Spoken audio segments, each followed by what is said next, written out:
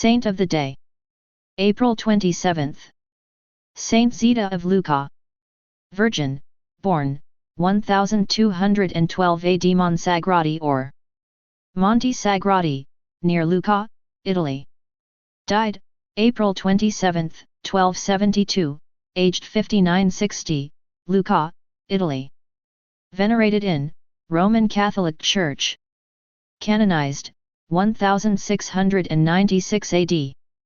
Major Shrine, Basilica di San Frediano, Lucca. Feast, April 27. Patronage. Domestic servants, homemakers, lost keys, people ridiculed for their piety, rape victims, single laywomen, waiters, waitresses, Italian city of Lucca. Saint Zita of Lucca is an Italian saint, the patron saint of maids and domestic servants. She is often appealed to in order to help find lost keys. Saint Zita of Lucca was a member of the Third Order of Saint Francis. Lucca is in Tuscany, and since the Third Order was widely propagated thereafter its founding, this holy servant girl of the 13th century would quite naturally join its ranks. Saint Zita is the patron saint of domestic servants and those engaged in household chores. Many miracles are associated both during her lifetime and for those who have had recourse to her after she died. She is especially honored in the Basilica of Saint Frediano, reputedly an Irish saint, possibly could be Finiano, in Lucca in northern Italy. Patrick Duffy tells her story. A domestic servant in Lucca. Zita was born at Monsagrati, a village near Lucca, Italy, at the beginning of the 13th century. Her mother raised her in the love and fear of the Lord. Her older sister became a Cistercian nun and her uncle Graziano was a hermit whom the local people regarded as a saint. At an early age, Zita went to work as a domestic servant for a rich family called Fatinelli in Lucca. Each morning she would awaken early and pray before attending Mass. Diligent and trustworthy. Because she worked so hard, Zita's fellow servants thought she was trying to shame them. They became very jealous of her and were mean to her at every opportunity. But they soon found that Zita was not mean-spirited as they were, but a genuine saint. The Fatinelli family put her in charge of the household and made her the governess of their children. Angels watch over her baked bread while she prays. One day after putting some bread in the oven to bake, Zita went up to her chapel in the attic to pray. The sweetness of being with God was so delightful that Zita lost all track of the time.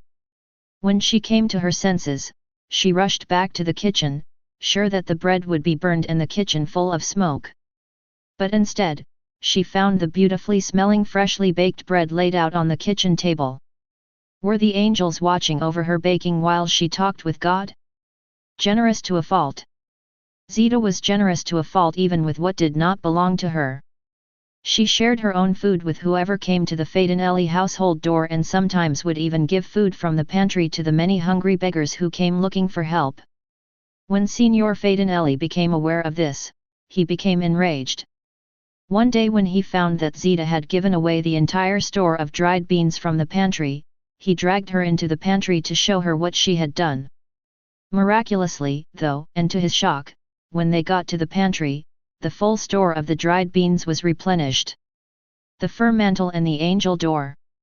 Another story tells of Signor Fatinelli finding Zita heading off to Mass on a cold Christmas morning without a coat.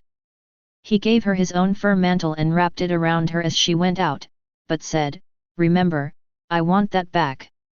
At Mass, Zita met a poor beggar and giving him the mantle said, "This will keep you warm for now." After Mass, she went to get the mantle, but the beggar had gone. One can imagine Signor Fatinelli's rage when Zita returned home from Mass to explain why she had no mantle. But the day after Christmas, a stranger came to the Fatinelli's door with the fine fur mantle, good as new. Neighbors recognized that this was no ordinary beggar, but an angel comes to test the compassion of the local Christians. The door where Zita gave the mantle to the beggar is still to this day called the Angel Door. Her death and veneration. Zita died on the 27th of April in the year 1272, aged 60. She had served the Fatinelli family for 48 years.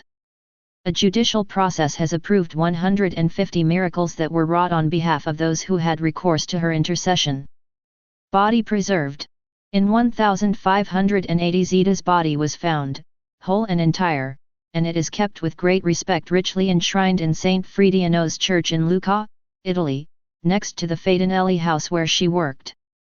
Her face and hands, uncovered, can be viewed through the crystal glass. Pope Leo X granted an office in her honor, and the city of Lucca pays special veneration to her memory.